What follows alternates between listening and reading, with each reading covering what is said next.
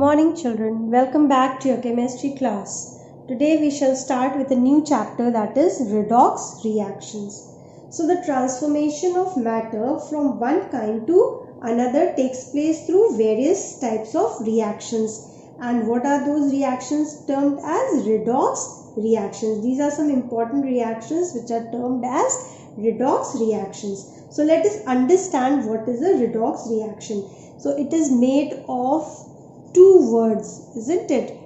Red means reduction and OX means oxidation. So simultaneous reduction and oxidation when takes place in a chemical reaction, they are termed as redox reactions. So let us understand these two terms separately. I know you already have learnt about it, but still to go in deeper knowledge about it, let us understand. So firstly we talk about oxidation, right? So this term oxidation, how can it be defined? It is defined as addition of oxygen.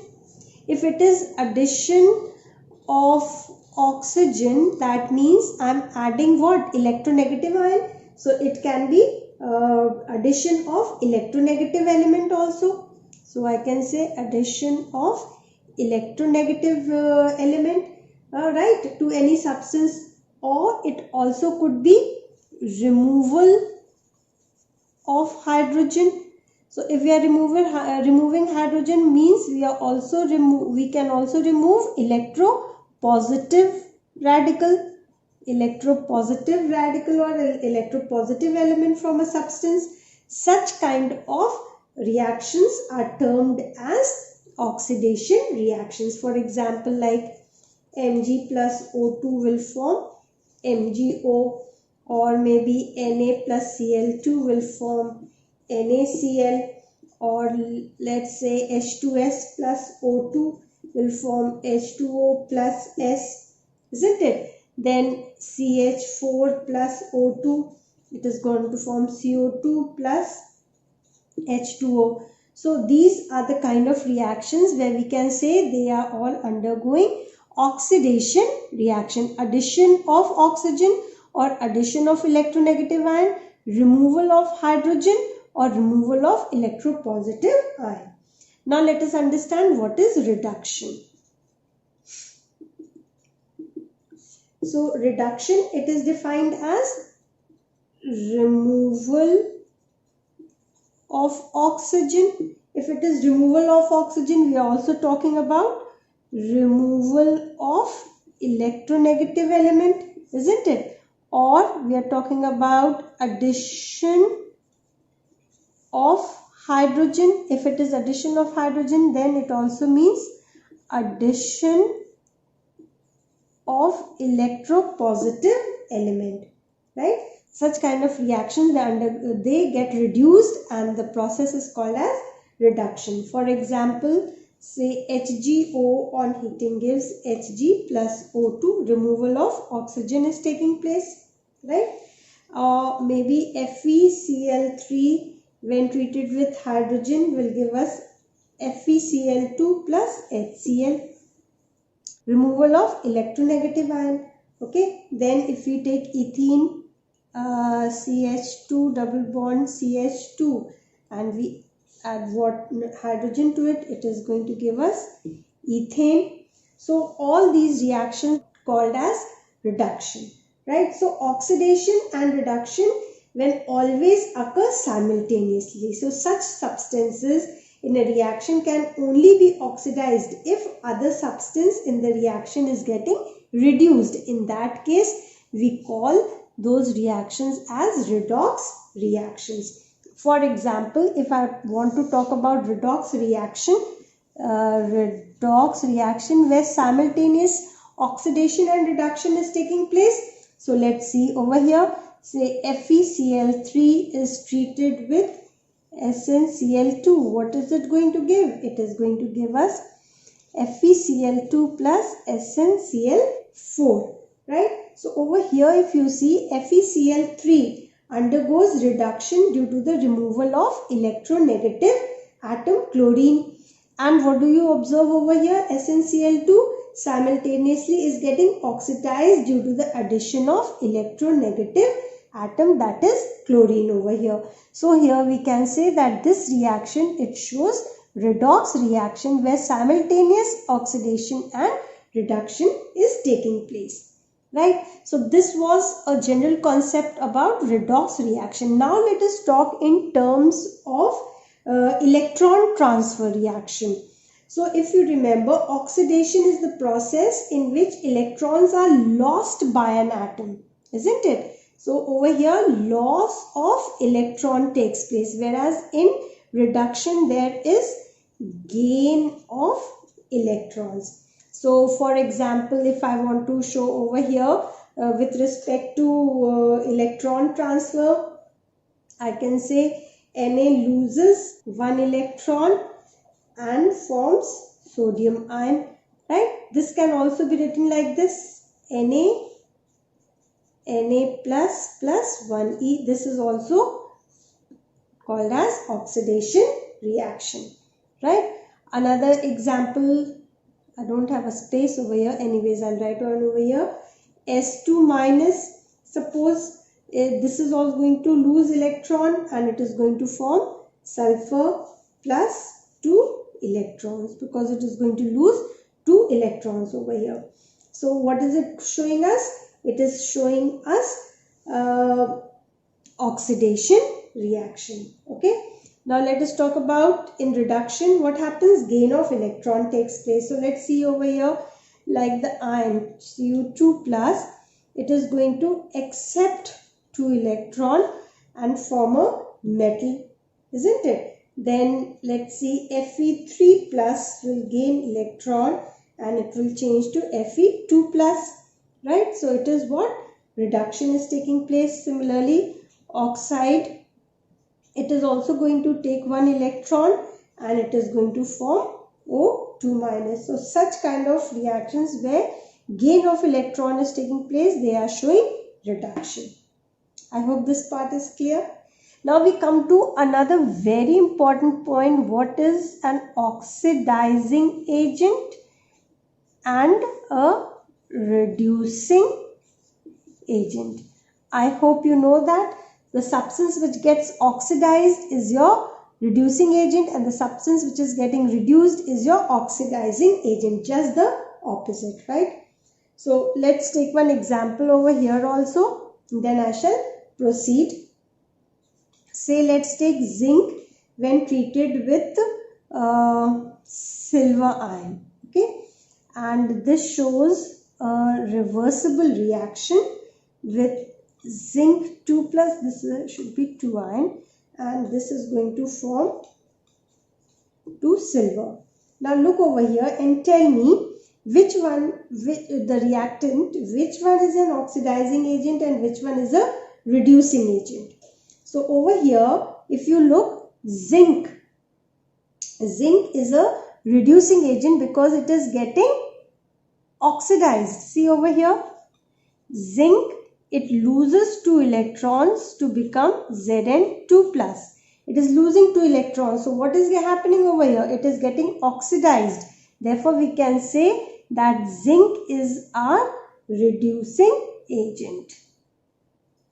The reducing agent. So if this is a reducing agent, now look at the silver ion. It is accepting 1 electron and forming the neutral metal, that is silver. So over here it is getting reduced. Hence we say that this is our oxidizing agent. So I hope this part is very clear to you, what is an oxidizing and what is a reducing agent also. Now I am going to move to a new topic, that is oxidation number, which is also called as oxidation state of an element. Let's talk about oxidation number.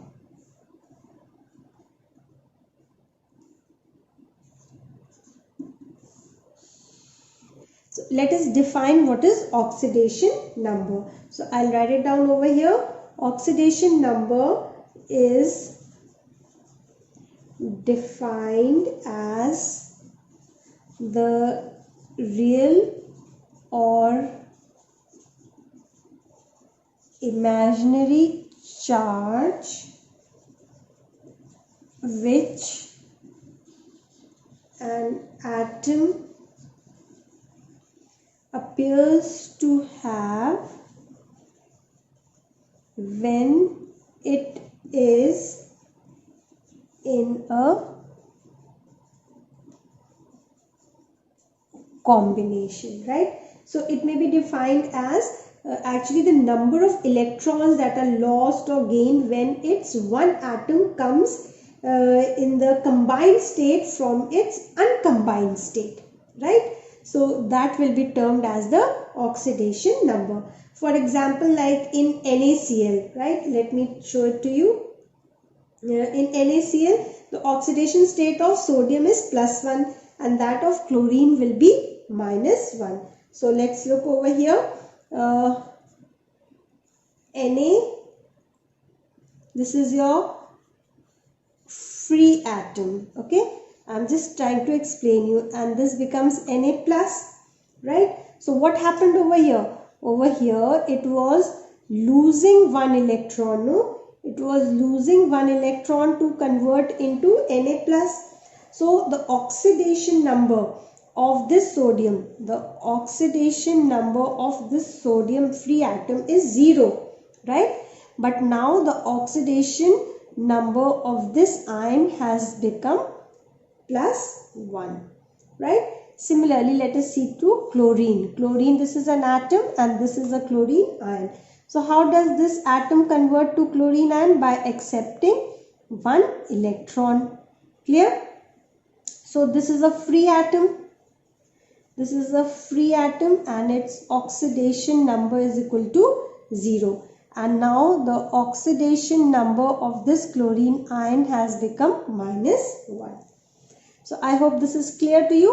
It says that it is the real or imaginary charge which an atom appears to have when it is in the combination. When this is in the combination, then it is going to have an imaginary or a real charge over it, right? Or we may say that these are the number of electrons lost or gained. This is the number of electron lost or number of electron gained when its one atom comes in the combination with the other atom from its uncombined state. I hope this point is clear. Now we are going to study about certain rules for calculation of oxidation numbers. Now this is very important. If you understand these rules, then to find out the oxidation number of a particular compound becomes very easy and simple. So I'm going to go a little slow with it because I'm going to write down all your rules over here. So try to understand. The first rule says that in elements, the free or the uncombined state, right? Each atom, it bears 0 oxidation number. Is this point clear? So in elements, in the free or uncombined state, each atom bears 0 oxidation number. So this is very clear that each atom in hydrogen or oxygen or phosphorus or sulfur or sodium or magnesium, they all have 0 oxidation number, right? The neutral atom I am talking about.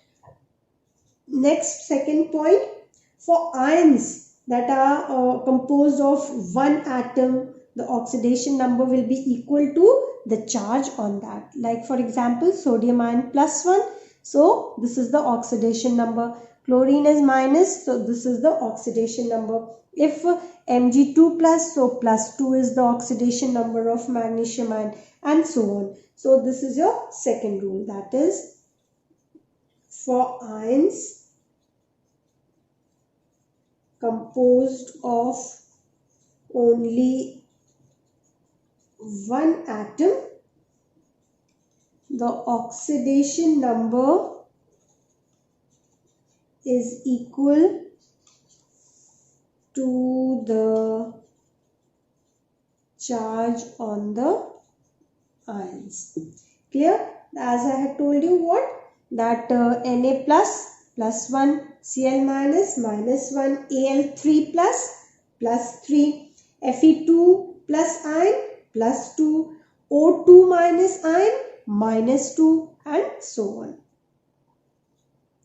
Third point, oxidation number of oxygen is always minus 2 in all compounds, right?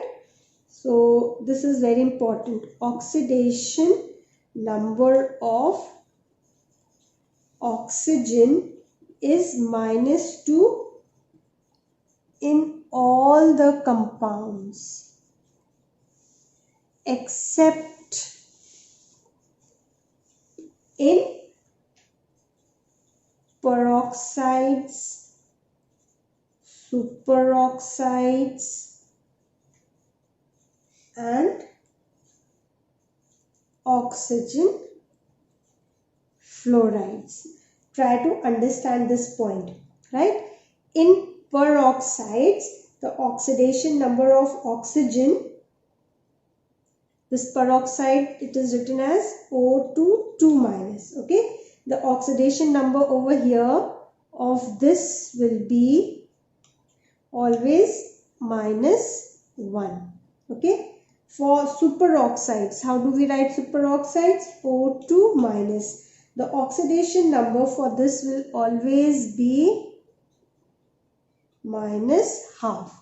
And for oxygen fluorides, that is O2F2, the oxidation number of oxygen over here will always be plus 2 and plus 1 respectively. 2 oxygen atoms are there, so one will have plus 2 and one will have plus 1 oxidation number.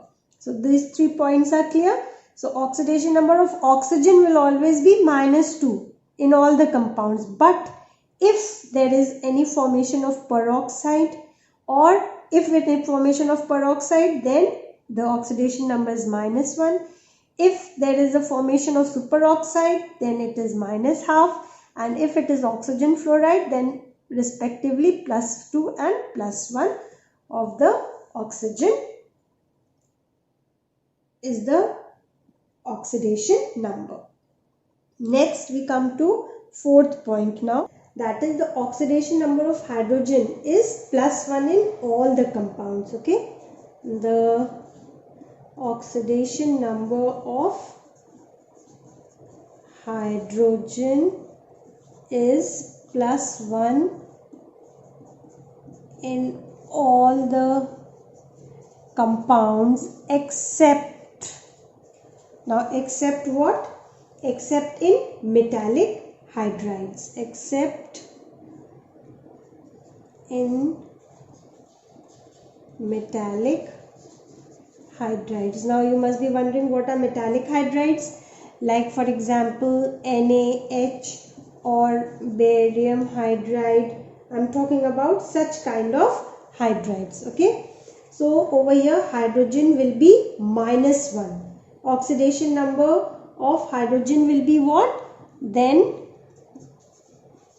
oxidation number will be minus 1. Hydrogen will be minus 1 in these hydrides. I hope this point is clear, that the oxidation number of hydrogen is always plus 1 in all the compounds. But if it is a metallic hydride, like for example sodium hydride, barium hydride, calcium hydride, potassium hydride, and so on, then the oxidation number of hydrogen in these hydrides will be minus 1. Then we come to the fifth point, that is in all the compounds, fluorine oxidation number is always minus 1. In all the compounds, fluorine has oxidation number equal to -1. Okay, coming to the sixth one. The sixth point says that the oxidation number of an ion is always equal to the electric charge that is present on it, that I had already explained you before. So the oxidation number of an ion is equal to the electrical charge present on it. So I hope all these 6 points are clear. Then we come to the seventh point, that is the algebraic sum of the oxidation number of all the atom. It is neutral molecule must be 0. Okay, so the algebraic sum of the oxidation number of all the atoms in a neutral molecule must be 0, right? Then we come to the last point, that is the oxidation number of alkali metals. The oxidation number of alkali metals, right? The alkaline earth metals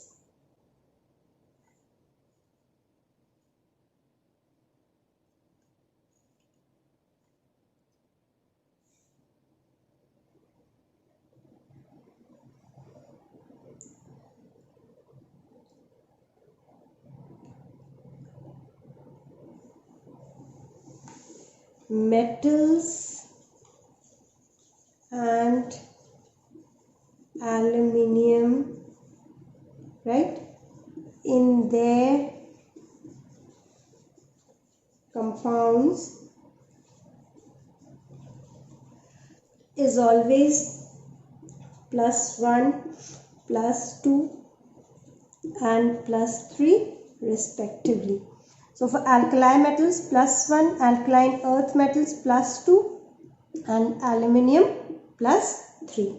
These are the oxidation number of different metals, right? So from all these rules of the oxidation number, it is clear that metallic elements, they have positive oxidation number, and the non-metallic elements, they have the positive or negative oxidation numbers, right? The highest positive oxidation number for p block element, it is always equal to group number, and that is -10, and the highest negative oxidation number for p block is equal to the number of valence electrons, that is -8. Clear?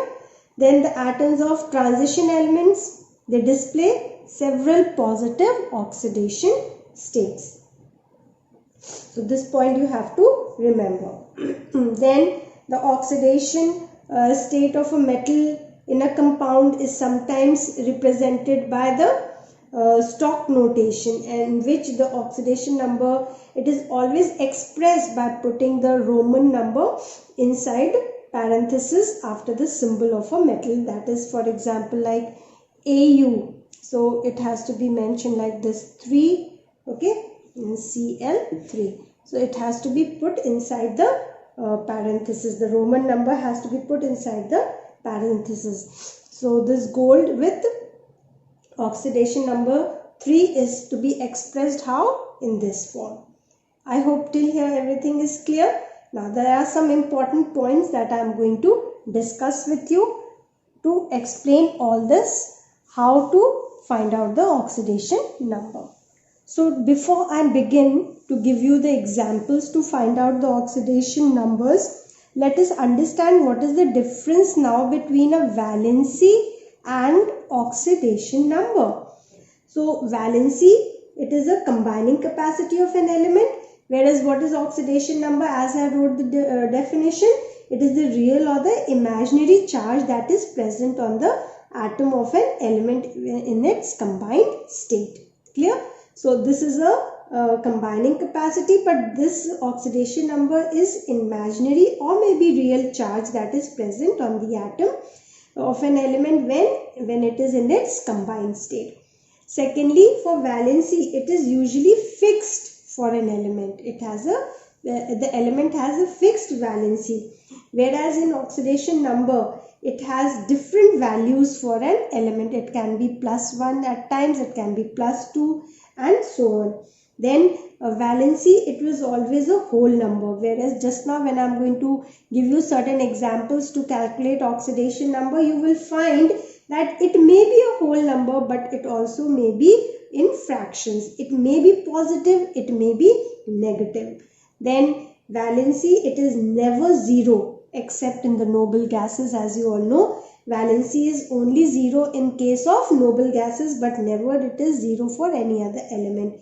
Whereas in oxidation number, you have seen number of places we write 0. So they may be 0. Clear? So this is the difference between valency and oxidation numbers. Now let us begin with some examples. So some first point. In an organic compound which contains carbon, hydrogen and oxygen, the oxidation number of a carbon, how can we determine it? So oxidation number of carbon can be denoted by finding out the number of oxygen atoms, which to be multiplied by 2 minus the number of hydrogen atoms upon the number of carbon atoms. Clear? How do we find out the oxidation number of carbon in an organic compound which contains carbon, hydrogen and oxygen? This is the formula. What is NO? Number of oxygen atoms into 2 minus number of hydrogen atoms upon number of carbon atoms. Clear? Then second important point. If it is a coordinate bond, in a coordinate bond, if donor atom is less electronegative, right, than the acceptor,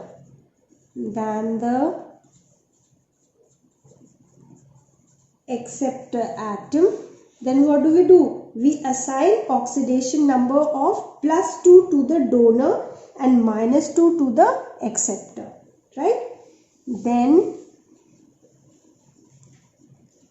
assign oxidation number of +2 to whom? To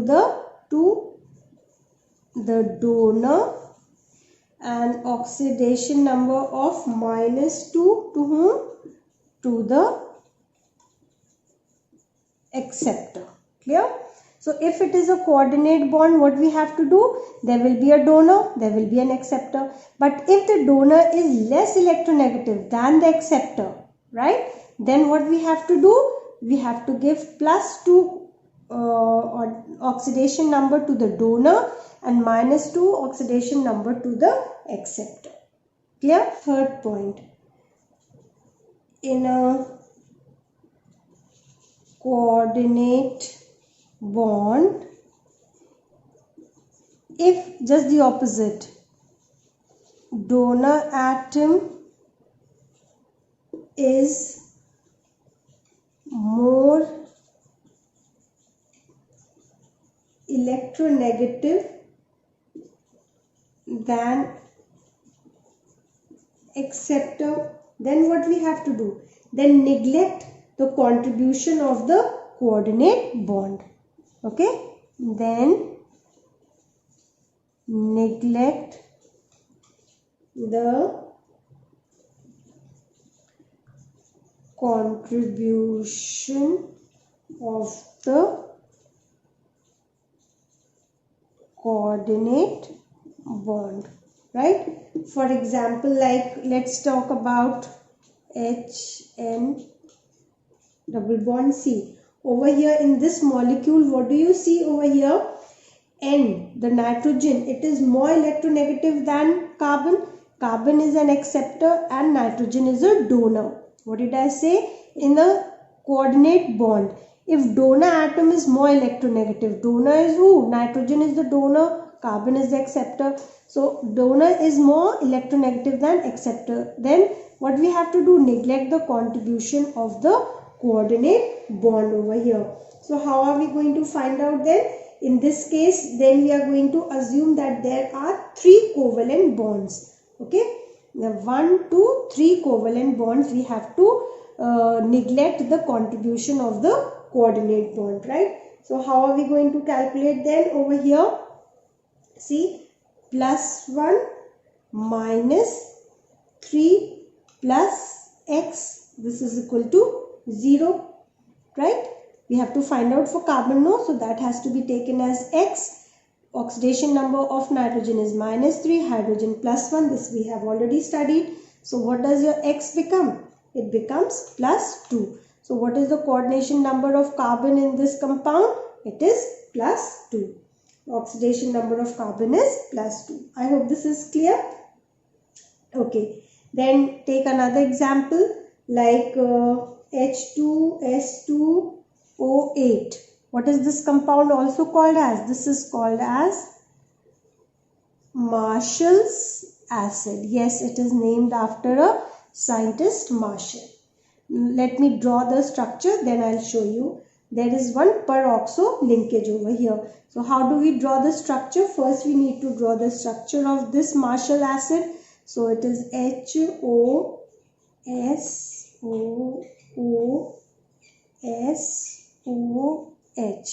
right? Over here, O.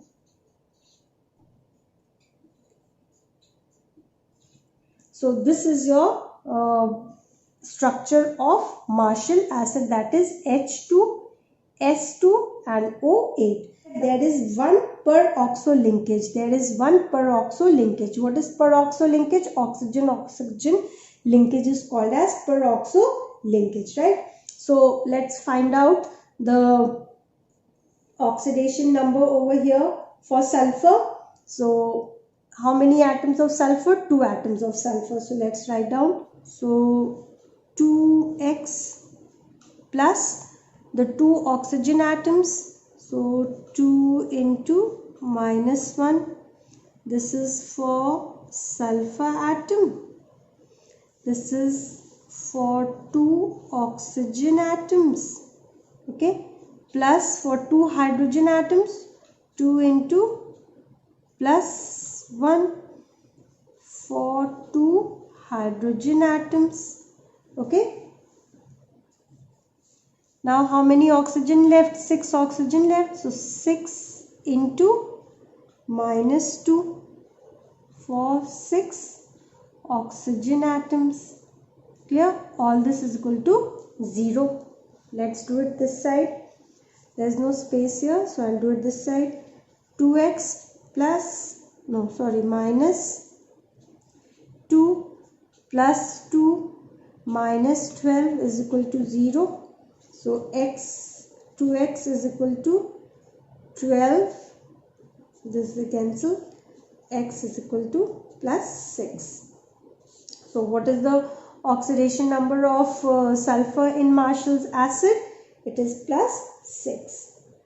Followed? Now let us see some of the elements. They also show fractional oxidation number.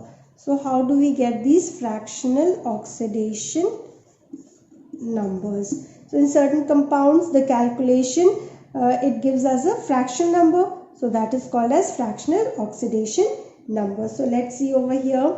I'll give you one example like Fe3O4. Now remember, it just represents the average oxidation state of the several atoms in the structure. Clear?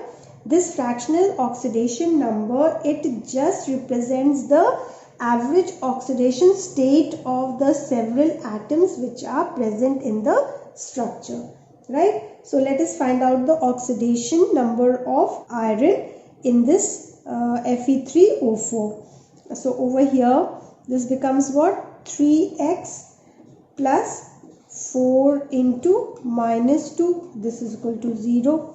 So this becomes what? 3x plus 4, 3x minus 4 to the 8 is equal to 0. So x is equal to 8.3. Clear?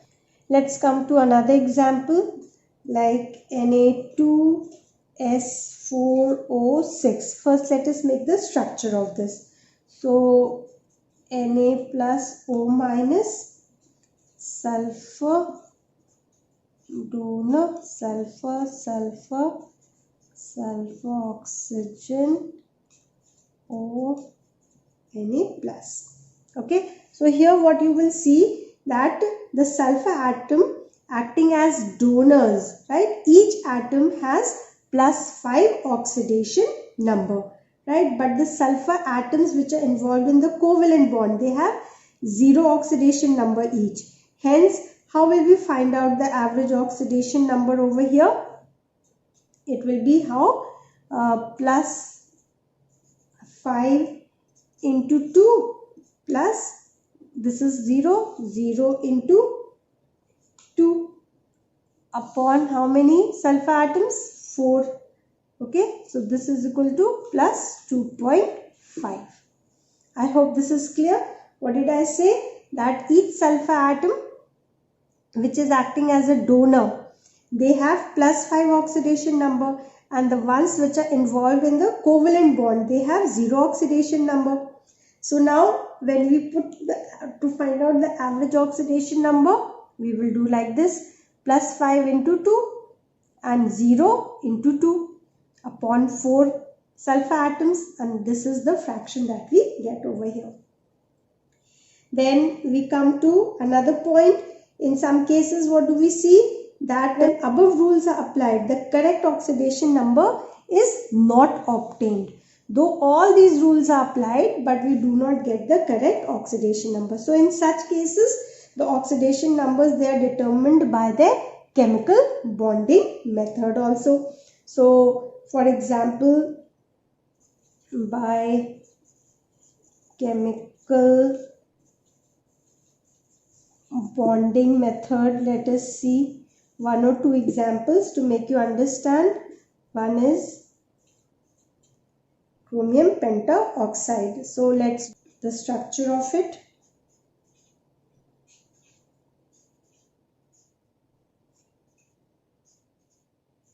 This is the structure of CrO5. Now over here you will see 2 peroxide linkages are there. Clear? So let's find out the oxidation state for chromium. X, this is for chromium, right?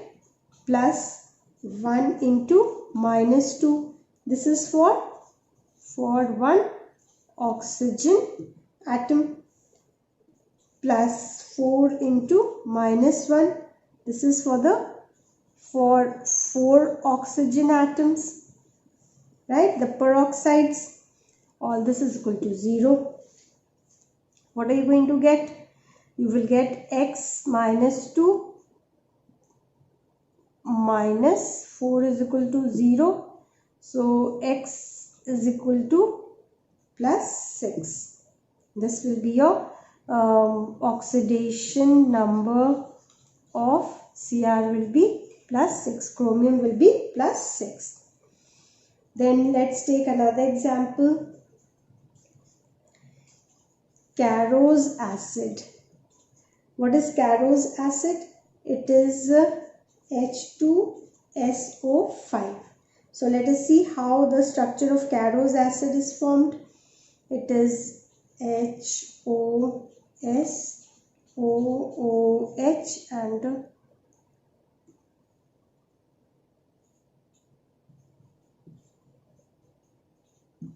this is your carose acid. So in this you will find 1 peroxo linkage. So let's find out the oxidation number for sulfur? Over here, let's see. So X for sulfur plus for 2 hydrogen atoms, we write 2 into plus 1, correct? Then for the 3 oxygen atoms, it will be 3 into minus 2. And for the 2 oxygen atoms, it will be 2 into minus 1. All this will be equal to 0. Calculate, you will get what? X plus 2 minus 6 minus 2. So on this is 0. X is equal to plus 6. So what is the oxidation number of sulfur over here? It is plus 6. That after drawing the chemical bonding, we are going to find the oxidation state in the fractional number. So let's see the example for this. C3O2. What is this called as? Carbon suboxide. This is called as carbon suboxide. Okay.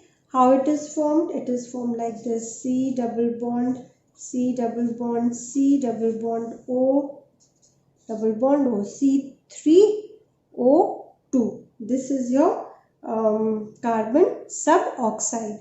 So this is carbon 1, this is carbon 2, this is carbon 3. So what is the oxidation state at carbon 1? It is plus 2. At carbon 2 it is 0. At carbon 3 it is plus 3. So now the average oxidation state will be equal to what? Plus 4 upon 3. Okay. Is this point clear? And the last one, another example you can take of tribromo octaoxide. That is tribromo octaoxide. What did I say? Tribromo octaoxide. How do we draw the structure for this? Bromine 3, Br, Br, Br. And oxygen how many? 8. Okay. Double bond, double bond, double bond here. Double bond, double bond. So this is the structure of tribromo octaoxide. Over here, this has, bromine has plus 6. The oxidation state of this is plus 4. And that of this bromine is plus 6. So what is the average oxidation state? The average oxidation state is plus 16 upon 3. Right? So I wind up today and I shall continue tomorrow with the oxidation reduction in terms of oxidation number. Thank you.